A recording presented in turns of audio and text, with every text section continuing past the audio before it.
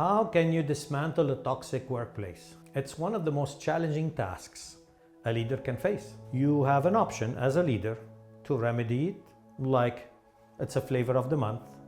You either move that person to another department, you terminate that person, you try to solve that conflict between two people, but it's probably a symptom of a deeper issue.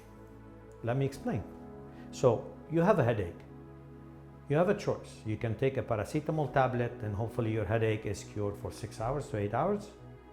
Or you can go to the doctor and he prescribes all sorts of exams and tests to diagnose the deeper issue that is causing your headache.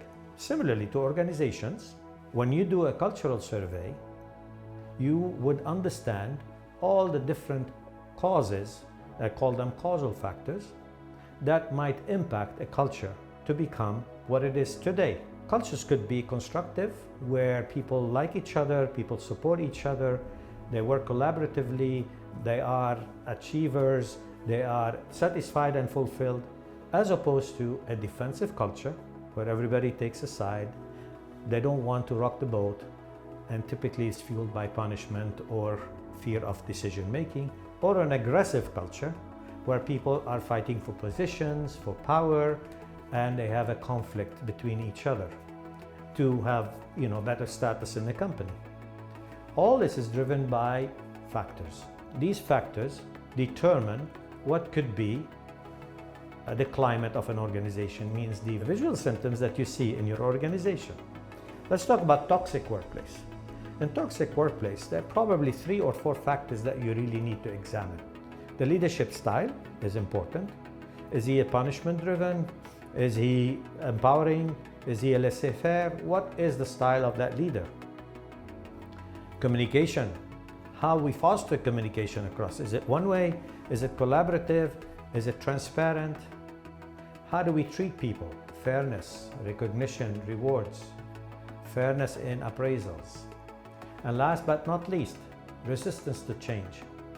People, when you have with a digital transformation, how do they embrace change? How they're empowered to change? How their flexibility and agility to change and embrace the new ways of working, the new decision-making style, the multi-generation in the workplace. These are all things that we can measure and check for toxicity in the workplace. So we measured those. Now we need to monitor the progress. We need to monitor the leadership accountability. We need to monitor the changes. We put some remedial actions in place. We need to monitor the leadership behavior change. Are they going along with the desired culture? Next one, communication effectiveness. Track the effectiveness. Now, instead of going on one way, now we have different methods of communication. We have authentic, we have frequency, we have transparency. How is this implemented in the workplace? The third one is employee engagement. Get your finger on the pulse. See the employee engagement and conduct either surveys or discussions or feedback, focus groups. It's important to understand your engagement of your employees. With a positive engagement, toxicity will disappear. In conclusion, dismantling a toxic workplace requires more than just a quick fix. It's not a paracetamol, it's a diagnostic of causal factors, identifying the key drivers behind the toxicity, put in steps to remedy those, monitor progress, and eventually build a constructive environment in the workplace where everybody can thrive.